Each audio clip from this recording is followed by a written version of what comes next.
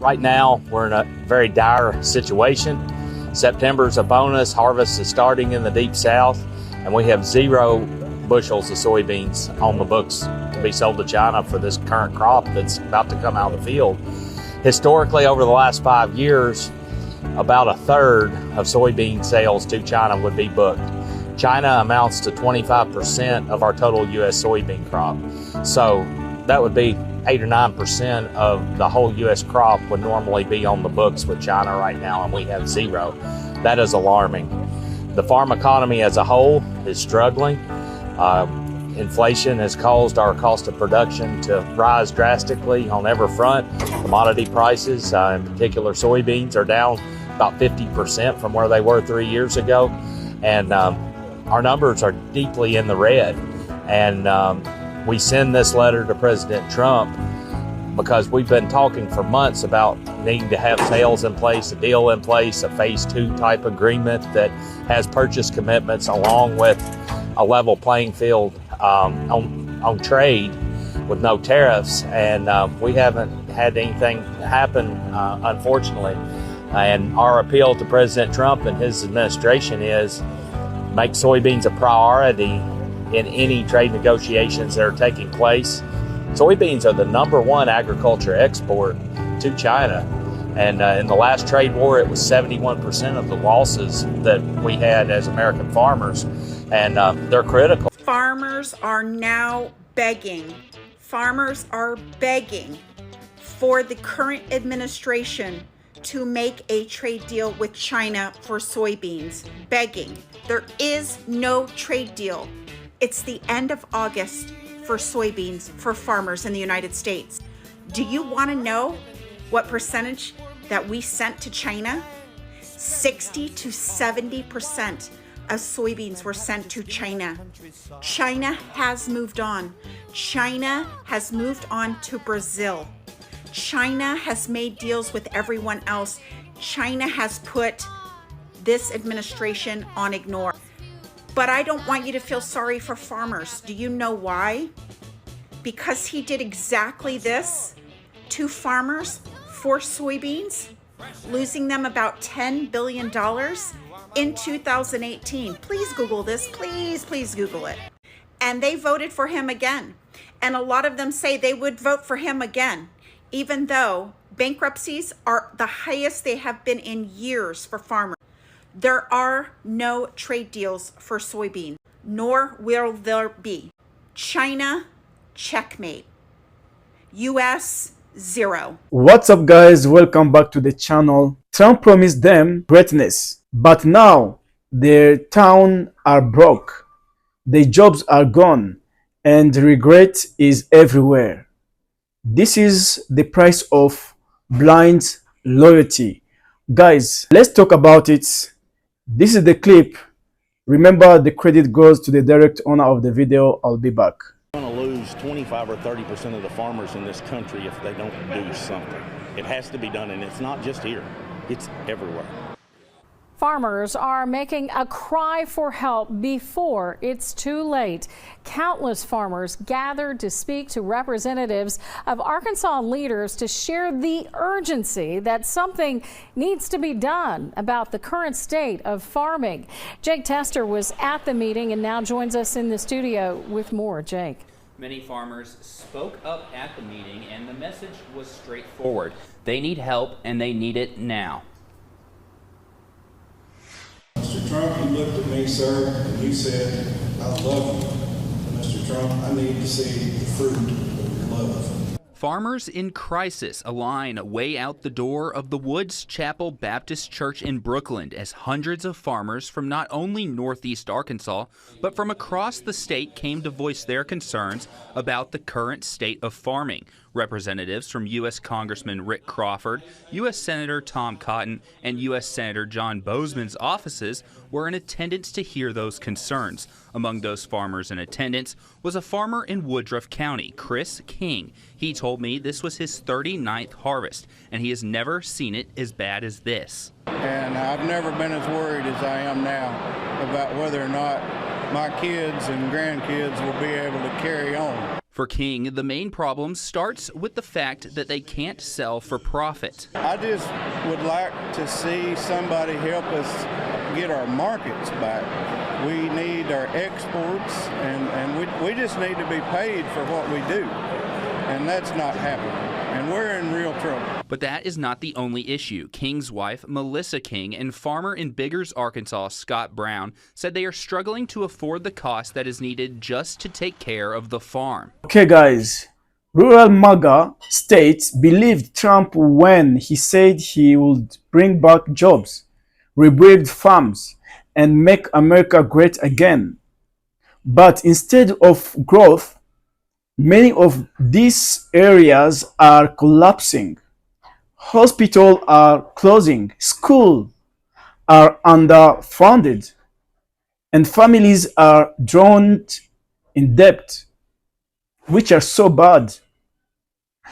The very people who screamed the loudest for Trump are now paying the highest price. Guys, imagine people who just scream out saying, we will vote Trump, we will do this for Trump. Even some people, they was ready to die for Trump. The way how they shows love for him, but now they are regretting. Their farms are collapsing, the schools are closing, hospital, as you see yourself.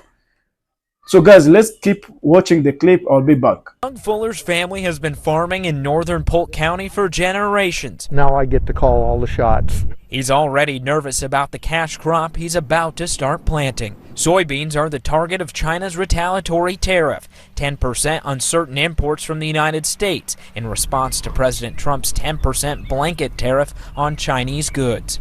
Fuller is fearful it spells bad news for the 2025 harvest.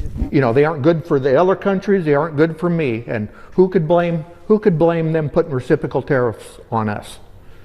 You know, it's just a match, you know, and nobody's going to win. China is one of the largest overseas markets for American soybeans. According to the USDA, the United States exported nearly $13 billion in soybeans to China last year alone. Fuller has already faced 2 years of bean prices dropping and says it looks as if the trend may continue. Last year we took a step back, and now we're taking another step back. So I'm, you know,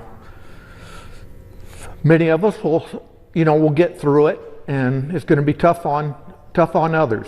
Wait a minute. So farmers are suing Trump because they want their stimulus checks back. Oh, no. Y'all voted for this, remember? Elections have consequences, baby. So here's the tea. Joe Biden and Congress put grants together to give money to farmers. Trump gets in, and what does he do? Cuts contracts, snatches the money, and leaves the farmers high and dry. But now the same folks who cheered him on are like, we want our money. Now let's connect the dots real quick on something. For decades, farmers have been living on government handouts, billions in subsidies to keep their farms afloat. While some of those same farmers turn around and point their fingers at families on food stamps. And they have the nerve to call them welfare queens. Nah, let's call it what it is. The biggest welfare queens in American society are wearing overalls, not wigs and heels. And here's the irony.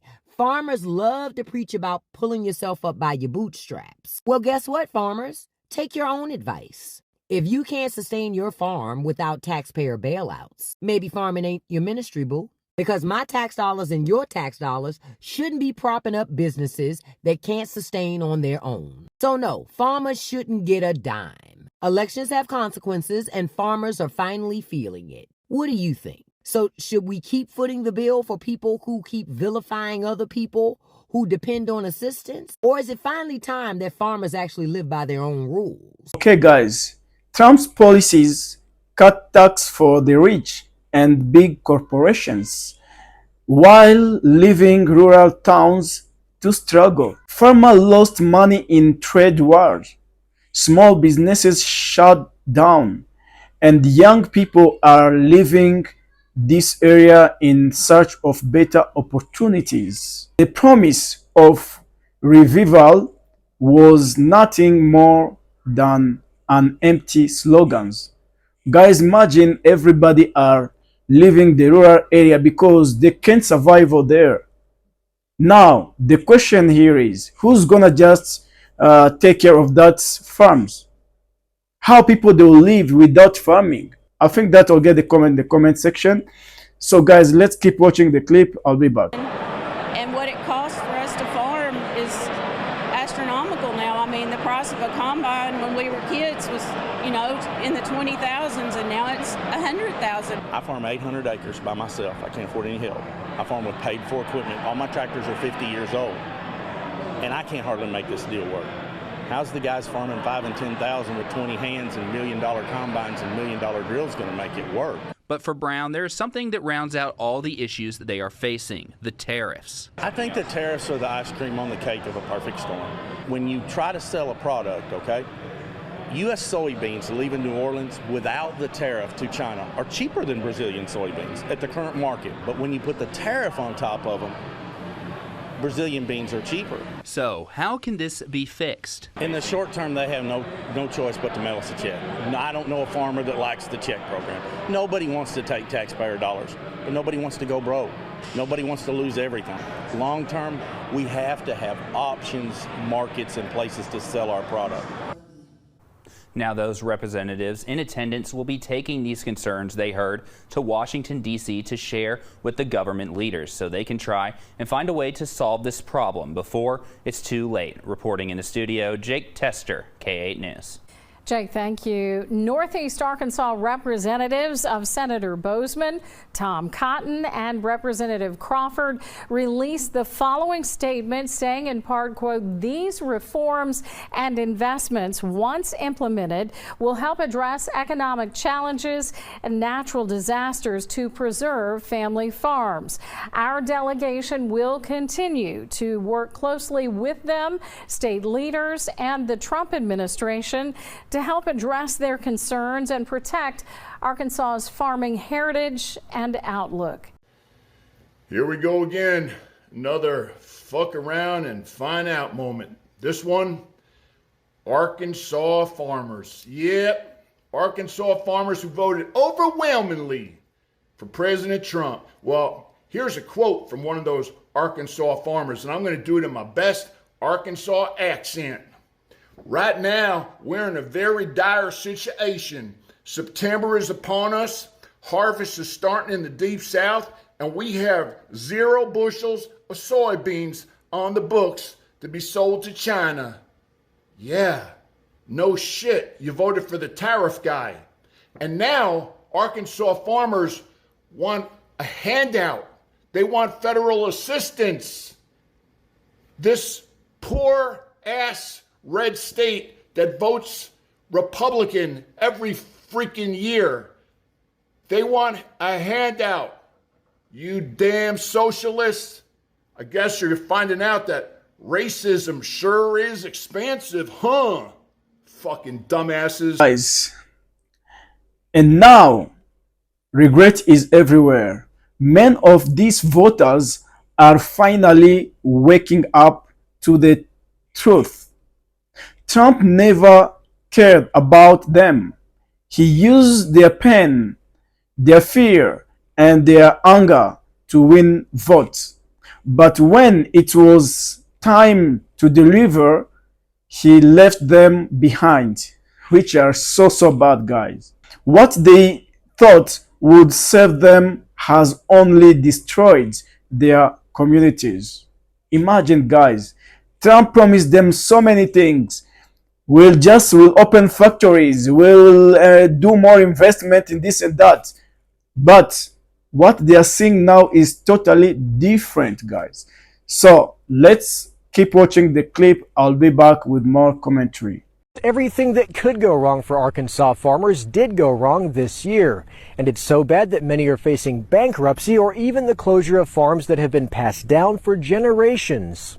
A dismal global market and plunging commodity prices mean there's little to no hope of breaking even for many farmers, even as sky-high input costs rise because of inflation and now tariffs. Not to mention bad weather earlier in the year. This time last year, the rice price was about 40% higher than it is now. The inputs costs have gone up, so after a horrible year last year where most farmers in Arkansas Delta lost money, this year's going to be worse. Though President Trump's big beautiful bill provided a much needed update to safety net subsidies for farmers, they won't see those federal dollars until late next year, by which time some have projected that as many as 1/4 or even 1/3 of Arkansas farmers will face bankruptcy or be forced to leave the business amid the crisis the American ag economy is currently in. It's already taken its toll this year. I'm a sixth-generation farmer from Newport, and we made the decision to go out this year in the spring. So my son will not be the seventh generation on our farm. 5 of my customers have committed suicide. That's how serious that this is. Today, Arkansas farmers gathered to share their struggles with staffers from the state's congressional delegation, pleading for Arkansas lawmakers on Capitol Hill and the governor to convince President Trump to provide emergency funding to help them make it to next year. We have to have ad hoc payments right now to make it through this year. If there's no emergency funding this year, there will be 1 out of 3 farmers will file bankruptcy. People know that I tell people all the time, your life is a culmination of your choices. Not some sky daddy up there puppeteering, not karma, not anything. I mean, it's really just your choices or the choices of other people. We are affected by the choices of other people. I saw a bunch of TikToks about the farmers in Arkansas. And it's so frustrating because we tried to warn them. There was tons of information out there and people were raising their voices, and we tried to warn them about the consequences. They chose their own consequences. Okay, guys, let's break this down clearly. For years, rural America has faced serious problems: loss of manufacturing jobs, dying small towns, poor healthcare access, and limited opportunities for young people. Guys, as you know, just everywhere in the world, they are doing more investment in the young people, because young people, they are the young generation for the nation. But Trump, in contrary, the young people, they're suffering. Trump saw this pain and used it as a weapon. He promised coal would return, farm would thrive, and factories would open again. But none of that happened. Yeah, Trump just is very, very systematic. He saw how people, they are suffering in their town, and he tried to using that one as a weapon, you know. So when he said just factories will open, blah blah blah, and so on, people, they were saying what? Yes, we'll vote, we'll vote. That's the tools of politicians.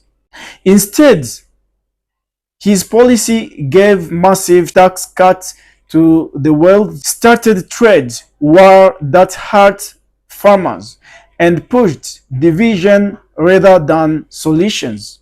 Hospitals in rural area closed at alarming rates, and teachers in small towns struggled. Imagine, guys, even teachers, they are struggling. And teachers in the small town struggled with fewer resources than ever. The people who voted for Trump thought he was going to be their savior, but he became the reason their situation got worse, because they trust him in the way how you can't imagine. They know that their savior coming back, but this is contrary. Everything's different. What makes this story too powerfully is the regret. Yeah, people, they are regretting so much. These voters are now realizing that they were lied to. They are starting to understand that politics built on anger and hate will never bring economic stability. They are finally asking themselves, what's it? The truth is, Trump never cared about fixing rural America. Yeah, he lived in the good place. He cared about power, ego, and protecting the rich. And while rural voters cheered for him, he quite passes policies that work against their own survival. This should be a wake-up call, not just for rural America, but for the whole country. If we want real solutions, we must look beyond empty slogans and divisive politics. We need leaders who focus on healthcare, education, jobs creation, and fair opportunities for everyone, not just billionaires.